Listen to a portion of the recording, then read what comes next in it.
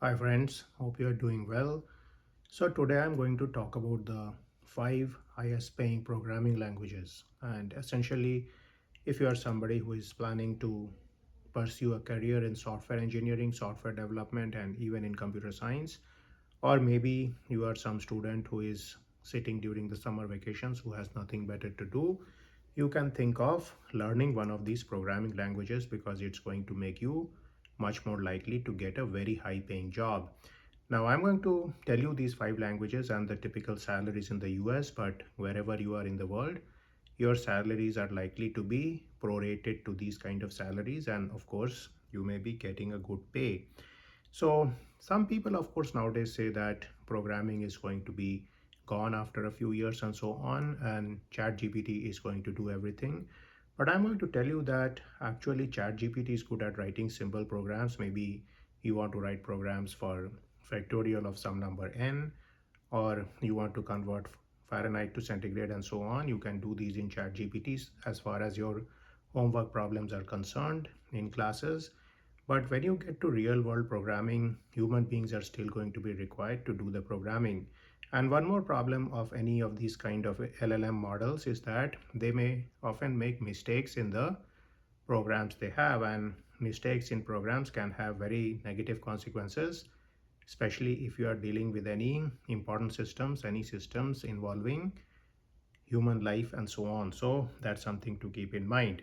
So let's start with these programming languages. So number one on the list at $180,000 per year is a language known as Solidity.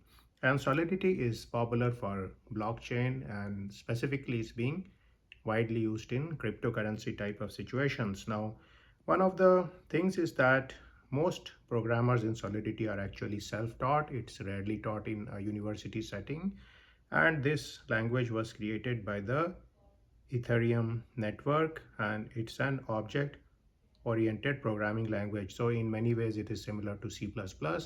So if you are somebody who knows C++, then it is going to be relatively easy to learn Solidity and boost your salary and pay.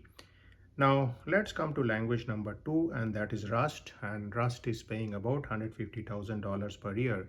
Now Rust, of course, is a general purpose language. It is something which is very good at memory safety. And in fact, it is being recommended by many people in place of C++ and C as a memory safe language.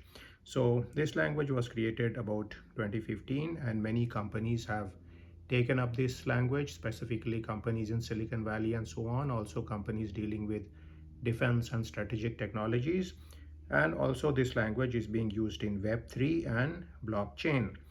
Now the language number three is known as ABAP, that is at about $134,000 per year.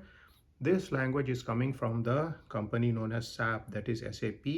It's a multinational software company, and essentially this language deals with the enterprise software type of systems.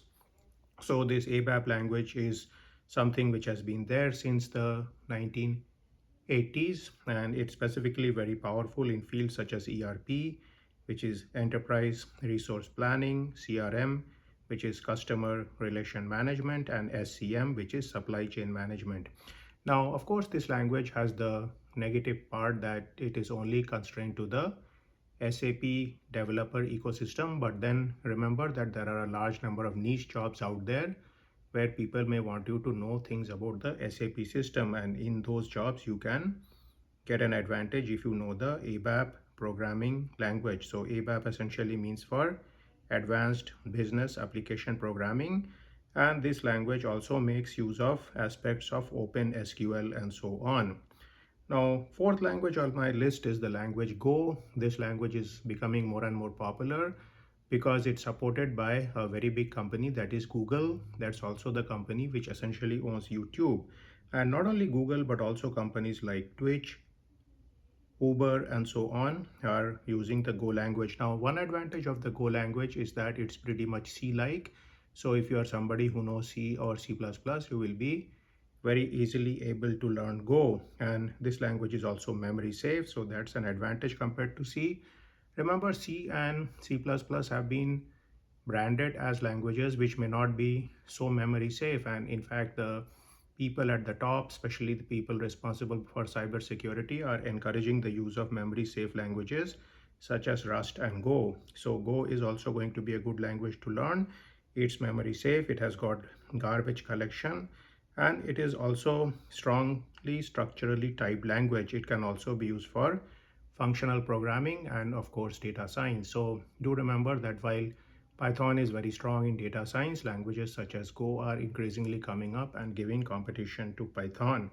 Now the fifth language on the list is Swift, and this comes with a salary of $125,000. This language was actually propounded by Apple. So wherever you are dealing with anything to do with the Apple ecosystem, whether it is the Apple phones, whether it is the iPad, whether these are the Mac computers, you are going to take advantage of the Swift programming language. So if you are one of those guys who actually is somebody working on this particular ecosystem, then Swift is the good language to go. So again, let us just review these five languages. So Solidity is at $180,000 per year, Rust $150,000 per year, ABAP $134,000 per year, Go $128,000 per year, and Swift $125,000 per year. So again, these are good languages to pick up.